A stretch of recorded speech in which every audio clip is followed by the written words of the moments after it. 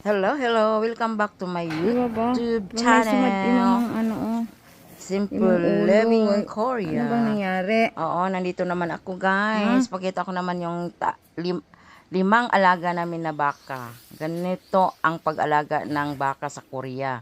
Kailangan nakakulong. Pag winter, kailangan silang naka-cover sila. Hindi katulad sa Alaska na pinabayaan lang kahit mag-snow, di ba? Dito sa Korea nakakulong tapos ano na every 3 months yung mga dumi nila. Ganyan sila Puro guys. Lahat sila sila buntis. buntis. Oo, 'di ba? Ganyan lang ang buhay ng pakain ng mga baka. Yung isa lang, apat na. Mahirap kaya kahit Lahat sila buntis. Yung lahat isa lang bilihin dito. maliit. Lahat Hindi pa. bilhin. 2 months pa lang Di yan. katulad sa 2 Pilipinas months ba na lang. kung pwede mo lang idalhin doon sa mga ano.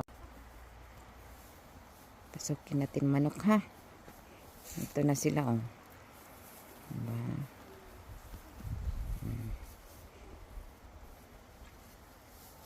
Okay, magkuha tayo ng itlog. Pag summer guys, hindi na siya mainit. Kasi mag ano siya ang yung mga ampalaya. Ano siya, di ba? Diyan na sila. Labas na tayo tapos nang kuha ng itlog.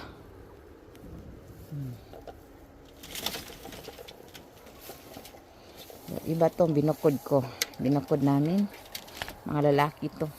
3 piraso. Meron silang 3. Nagtago. Diba? Malamig na, kailangan lagyan na silang maganyan para mainit yung ano nila. Lahat bahay nila, oh, mainit. Yan talaga, ang saya lang.